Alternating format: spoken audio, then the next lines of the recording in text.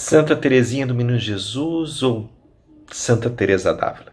Qual a principal virtude e qual o principal problema dos católicos tradicionais? Então, qual que é a principal virtude e qual o principal problema dos católicos carismáticos? It's time! Vocês, o segundo desafio santo, o quiz de perguntas e respostas sobre a fé católica. E o embate de hoje tem tudo para ser o mais épico de todos os tempos, que é o assunto de todas as redes sociais, polêmicas nas sacristias e nos encontros católicos.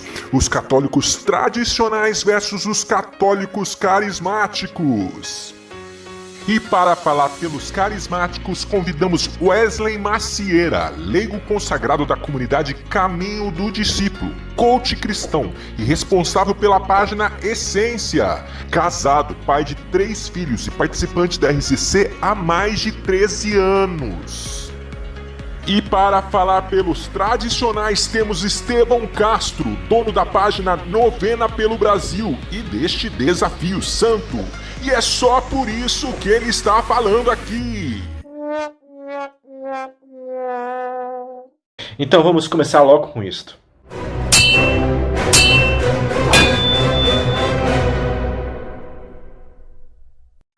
Santa Teresinha do Menino Jesus ou Santa Teresa d'Ávila? A minha vida é só um instante, uma hora passageira. A minha vida é só um dia, que me escapa e me foge. Tu sabes, ó meu Deus, para amar-te na terra tenho somente o dia de hoje. Esse é parte de um poema de Santa Teresinha do Menino Jesus. Eu não sou devoto a nenhum santo a não ser Nossa Senhora. Mas entre Santa Teresinha do Menino Jesus e Santa Teresa d'Ávila, eu fico com Santa Teresinha do Menino Jesus. Sabe, devido à identificação em relação à arte, todas as suas escrituras, todos os seus textos e poemas, e pelo fato dela ter consciência e criatividade, ela dizia que ela queria ir para o céu de maneira diferente. Ela queria encontrar um elevador que a elevasse até Jesus. E esse elevador eram os próprios braços de Cristo. Santa Teresinha, em seu livro A Pequena Via, mostrou para nós um caminho inteiramente novo que nos leva a Deus, que é de fato a pequena via, um caminho, nas ofertas de amor nas pequenas coisas do dia a dia. E assim, Teresa de Lisieux tornou-se a doutora da Igreja. Porém, na verdade, eu vou escolher Santa Teresa d'Ávila, outra doutora da Igreja, uma grande mística que nos mostrou como funcionam os fenômenos místicos através dos graus de oração. Não era uma geógrafa, mas mesmo assim fez um mapa. O mapa da alma humana, mostrando os castelos que devemos morar até chegar a Deus. E o que mais me faz identificar com Santa Teresa d'Ávila é que ela é um modelo de intercessão.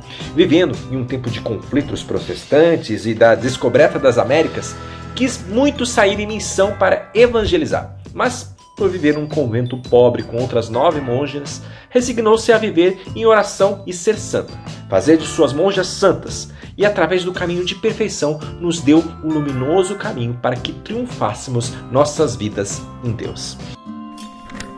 Uma música ou hino católico favorito? Eu vou escolher Adoro te devote, que é um dos 5 hinos que Santo Tomás de Aquino compôs em louvor ao Santíssimo Sacramento. E eu ainda vou fazer um leigo no assunto inteiro só para falar desta música, porque toda vez que eu ouço e ao menos leio, começo a chorar e penso, por que eu não estou adorando Jesus sacramentado neste momento?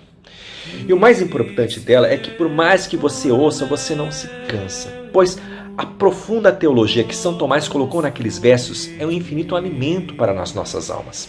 Tanto que ela tem quase 800 anos e transcendeu gerações na igreja. E ela foi composta porque o Papa Urbano IV instituiu para a igreja a festa solene de Corpus Christi. E por isso encomendou dos 2 grandes teólogos da época, São Tomás e São Boaventura, hinos para a Santa Missa da festa de Corpus Christi. E quando Tomás de Aquino começou a ler Adoro te devote, São Boaventura rasgou o hino que tinha composto e disse: não se pode melhorar aquilo que está perfeito. Cara, uma música católica, um hino católico. Cara, Confia em Mim do Vida Reluz. Sempre que eu ouço essa música, eu me lembro da passagem da travessia do mar, sabe? Onde Jesus manda os discípulos atravessarem o mar. e no meio do mar, assim, tem uma tempestade muito grande, eles ficam com medo, e Jesus vem andando sobre as águas até eles. Mas o que me agrada nessa passagem é a promessa de Cristo. Cristo prometeu que chegariam na outra margem, que se veriam na outra margem. Então, o que precisamos fazer é continuar remando. Então, sempre que eu lembro dessa passagem, eu lembro dessa música. E sempre que eu ouço a música, eu lembro dessa passagem. Beleza? Como conciliar trabalho e família na busca da santidade? Cara, conciliar trabalho e família na busca da santidade. Para mim, primeiro eu acho que é necessário entender o que é santidade. Santidade é um processo, é uma busca constante, né, de evolução em direção a Deus, de intimidade com o Senhor. Então isso é santidade. E para conciliar o trabalho e a família, é você compreender que tem tempo para tudo. Tem tempo para trabalhar, onde você vai se dedicar, vai ser justo, honesto, reto, vai entregar aquilo que tem que entregar, porque a graça de Deus te deu esse trabalho, e tempo para viver com a sua família. Cuidar dos seus filhos, da tua esposa, fazer do teu lar um bom lar, fazer do teu lar uma igreja, ser um verdadeiro sacerdote na tua casa. Então, para mim é isso, cara, o equilíbrio dessas duas coisas, é você saber que tem tempo para tudo, beleza? Para mim esse é o equilíbrio. Na verdade, não há muito o que conciliar, porque na minha vocação, o matrimônio, o trabalho e a família são os principais caminhos que devem me levar à santidade. Por isso eu sempre digo que o sacramento do matrimônio me fez dar o passo definitivo na busca da minha santidade. Pois eu deixei de viver para mim para viver pela minha esposa, Adã. E quando juntos nos propomos a cumprir a vontade de Nosso Senhor, viver em família nos purifica. Como, por exemplo, ter a castidade no nosso matrimônio ou uma relação conjugal aberta à vida. E no trabalho, quem muito me ajudou foi São José Maria Escrivá, o santo fundador da Prelazia da Santa Fé, a Opus Dei. José Maria, ao longo de sua vida, nos ensinou que o trabalho é santo, santifica-nos e santifica os outros, encontrando no trabalho que exercemos Deus nas coisas ordinárias, por mais pequenas que sejam. Qual a principal virtude e o principal problema dos católicos carismáticos? Antes de mais nada, somos todos membros da mesma igreja, a católica. E por mais que existam diferenças, elas não nos separam, porque quem assim o quer vai contra a própria igreja. Mas, respondendo à pergunta, a maior virtude dos carismáticos, na minha opinião, é a sua entrega missionária, levando a fé aos mais escondidos recantos do mundo. E por sua espiritualidade usar bastante os sentimentos, ela é contagiante, arrebata muitas pessoas ao caminho de Deus. Eu sinceramente acredito que Deus os enviou como armas contra as ameaças do secularismo e do laicismo, que buscam a separação de Deus do homem. E a RCC faz um movimento oposto disso, evidenciando a presença de Deus no homem pelos seus carismas. E o maior problema de alguns carismáticos, na minha opinião, é o desconhecimento da própria fé. Isto leva a cometerem erros já condenados pela igreja, como o puritanismo e a iconoclastia, ou então emitir opiniões que contrariam os dogmas. Tudo isso devido a uma ignorância culposa, onde querem de fato falar de Deus e amá-lo, mas esquecem que somente amamos aquilo que realmente conhecemos. Eu não sei te falar se é a maior virtude, mas a virtude que eu admiro num católico carismático é a ousadia de viver pelo Espírito. E a coragem, sabe, de enfrentar o que for, porque ele sabe que o Espírito Santo está com ele, e essa veia pentecostal faz ele crer naquilo, faz ele crer no milagre, faz ele lutar, combater, guerrilhar. Então, eu acho essa coragem, essa ousadia espiritual uma virtude muito grande no católico carismático. E, cara, eu acho que o pior defeito, e também não sei se é o pior, mas o pior problema é a alienação da tradição, é ele não compreender que a tradição revela Deus, que a história da igreja, que os livros, que os estudos, que isso faz parte de um processo de intimidade com Deus. E a tradição da igreja, os seus ritos, são necessários para que você possa viver e adorar ao Senhor como Ele realmente merece. Então é isso que falta para mim, eu acho.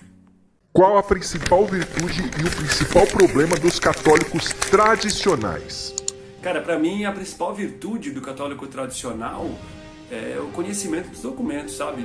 Essa coisa de se colocar num estudo constante, de adquirir conhecimentos profundos sobre a igreja, santos, doutrinas, né? Todas as revelações, dogmas, tudo aquilo que faz e que constrói a igreja de Deus. Eu acho isso maravilhoso, cara. Esse entendimento eu acho fantástico, né? Mas e também acho que o maior problema, muitas vezes, é um certo receio, um certo medo, né? Uma formalidade, melhor dizendo. É ser muito formal com Deus. é você às vezes perder a filiação, você ser sempre servo e devido, você ser servo e ser servo correto, reto, e isso é muito bonito, mas perder a filiação, perder esse sentido, sabe, de ser filho e que busca um pai, não busca só seu Senhor, mas busca um pai. Eu acho que é isso, eu acho que esse é o maior problema.